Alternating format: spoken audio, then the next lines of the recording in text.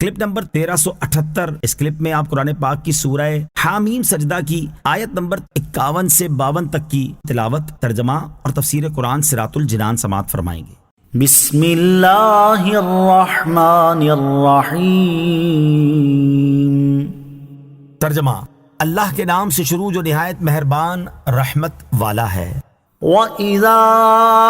أَنْعَمْنَا عَلَى الْإِنسَانِ أَعْرَضَ وَنَأَىٰ بِجَانِبِهِ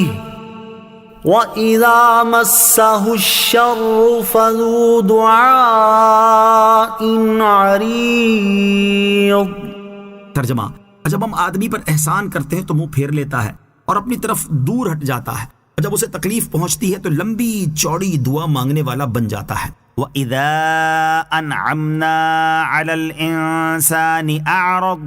اور جب ہم آدمی پر احسان کرتے ہیں تو منہ پھیر لیتا ہے۔ اس سے پہلی آیت میں کفار کے قبیح اقوال بیان کیے گئے اور اس آیت میں ان کے قبیح افعال بیان کیے جا رہے ہیں۔ چنانچہ ارشاد فرمایا کہ جب ہم کافر انسان پر احسان کرتے ہیں تو وہ اس احسان کا شکر ادا کرنے سے منہ پھیر لیتا ہے اور اس نعمت پر اترانے لگتا ہے اور نعمت دینے والے پروردگار کو بھول جاتا ہے اور اللہ تعالیٰ کی یاد سے تکبر کرتا ہے، اور جب اسے کسی قسم کی پریشانی، بیماری یا ناداری وغیرہ کی تکلیف پیش آتی ہے تو اس وقت وہ خوب لمبی چوڑی دعائیں کرتا، روتا اور گر گڑاتا ہے اور لگاتار دعائیں مانگے جاتا ہے۔ راحت میں اللہ تعالیٰ کو بھول جانا اور صرف مصیبت میں دعا کرنا کفار کا طریقہ ہے۔ کافر کی اس طرح کی حالت کو بیان کرتے ہوئے ایک اور مقام پر اللہ تعالیٰ ارشاد فرماتا ہے، وَإِذَا أَنْعَمْنَا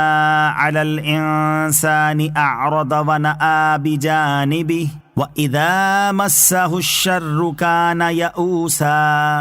ترجمہ: جب ہم انسان پر احسان کرتے ہیں تو وہ منہ پھیر لیتا ہے اور اپنی طرف سے دور ہٹ جاتا ہے، اور جب اسے برائی پہنچتی ہے تو مایوس ہو جاتا ہے۔ اس سے معلوم ہوا کہ راحت کے دنوں میں اللہ تعالیٰ کو بھول جانا اور صرف مصیبت کے ایام میں دعا کرنا کفار کا طریقہ ہے، اور یہ اللہ تعالیٰ کو ناپسند ہے، کیونکہ یہاں دعا مانگنے پر عتاب نہیں کیا گیا بلکہ راحت میں دعا نہ مانگنے پر عتاب کیا گیا ہے۔ نیز یہ عمل مصائب و آلام کے وقت مانگی جانے والی دعاؤں کے قبول نہ ہونے کا سبب بھی بن سکتا ہے، جیسا کہ حضرت ابو ہریرہ رضی اللہ تعالی عنہ سے روایت ہے۔ ترمذی شریف کی حدیث ہے کہ رسول کریم صلی اللہ تعالی علیہ وآلہ وسلم نے ارشاد فرمایا، جسے یہ بات پسند ہو کہ اللہ تعالیٰ سختیوں اور مصیبتوں میں اس کی دعا قبول فرمائے تو اسے چاہیے کہ وہ صحت اور کشادگی کی حالت میں کثرت سے دعا کیا کرے۔ لہٰذا مسلمانوں کو چاہیے کہ راحت میں، آسانی میں، تنگی میں، مشکلات میں اور مصائب و آلام کے وقت الغرض ہر حال میں اللہ تعالیٰ سے دعا مانگا کریں، اور اس سلسلے میں کافروں کی روش پر چلنے سے بچیں۔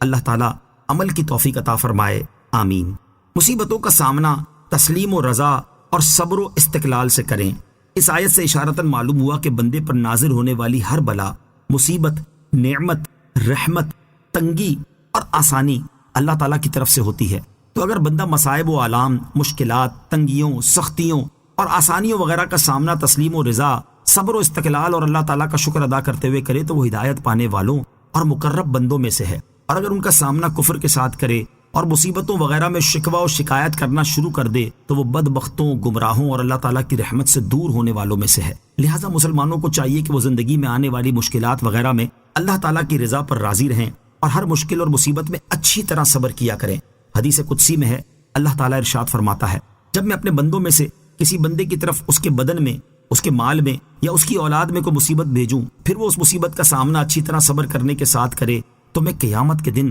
اس کے لیے میزان نصب کرنے یا اس کا نامہ اعمال کھولنے سے حیا فرماؤں گا۔ اللہ تعالیٰ ہمیں عافیت نصیب فرمائے، اور اگر زندگی میں کوئی مشکل یا مصیبت آئے تو اس پر صبر کرنے کی توفیق عطا فرمائے، آمین۔ قل أرأيتم إن كان من عند الله ثم كفرتم به من أضل ممن هو في شقاق بعيد۔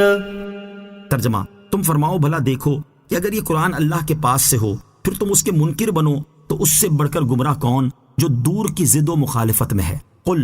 تم فرماؤ۔ ارشاد فرمایا کہ اے پیارے حبیب صلی اللہ تعالیٰ علیہ وآلہ وسلم، آپ مکہ مکرمہ کے کافروں سے فرما دیں، اگر یہ قرآن پاک اللہ عز و جل کی طرف سے نازل ہوا ہے، جیسا کہ میں تم سے یہی بات کہتا ہوں اور قطعی دلائل سے بھی یہ بات ثابت ہے کہ قرآن مجید اللہ تعالیٰ کی طرف سے نازل ہوا ہے، پھر تم اس کے اللہ تعالیٰ کی طرف سے ہونے کا انکار کرو تو مجھے بتاؤ اس سے بڑھ کر گمراہ کون ہے جو دور کی ضد اور حق کی مخالفت میں پڑا ہوا